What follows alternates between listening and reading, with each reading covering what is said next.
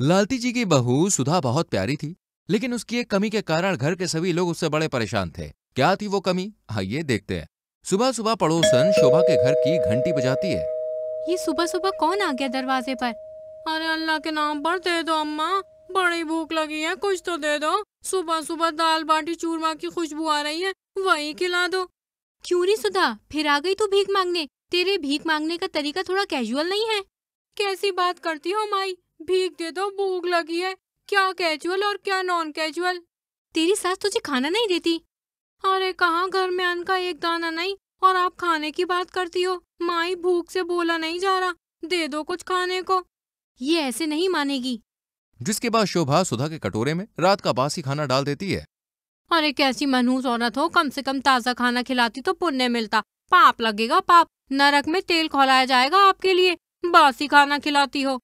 एक तो खाना दो, ऊपर से महारानी के टेंट्रम झेलो। इतनी अमीर घर की बहू होके भीख मांग रही है। फिर सुधा वहां से चली जाती है और मोहल्ले के दूसरे घरों में भीख मांगने लगती है। घर में, बेटा, बहू कहाँ गई? देखो माँ, मैं उस भिखारन से परेशान हूँ, गई होगी कहीं भीख मांगने के लिए। तभी सुधा खाने और पैसों से भरा कटोरा लेके घर में आके रख देती है। अरे पतिदेव, कुछ पैसे दे दो, मेरे पास खर्च करने को 1 रुपया नहीं है। शॉपिंग के लिए पैसे नहीं है। अल्लाह के नाम पर दे दो, ईश्वर के नाम पर दे दो। सुधा, हो गई नौटंकी? एक भिखारन को नौटंकी बाज कहते हो? पाप के भागीदार हो आप भी, पाप लगेगा पाप। फिर सुधा का पति वहां से जाने लगता है।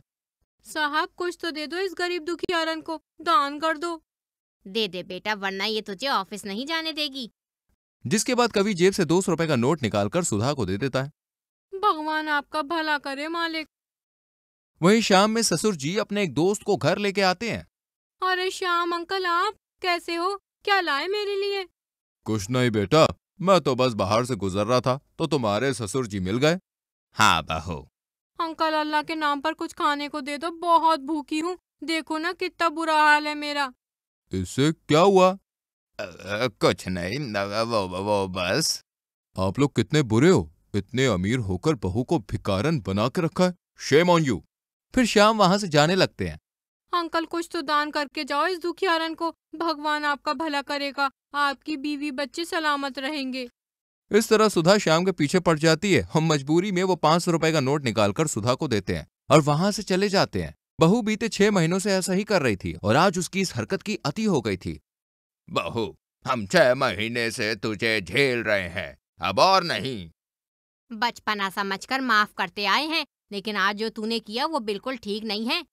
तो क्या करती? आपने ही तो कहा था कि न्यू घर खरीदने के लिए पैसे नहीं दोगे। मेरे पापा ने जो दहेज दिया था वही तो मांगा था ना मैंने। माँ जी, पापा जी, आपने क्या कहा था? घर लेना है तो भीख मांगो, हम नहीं देंगे 1 रुपए, कहा था ना।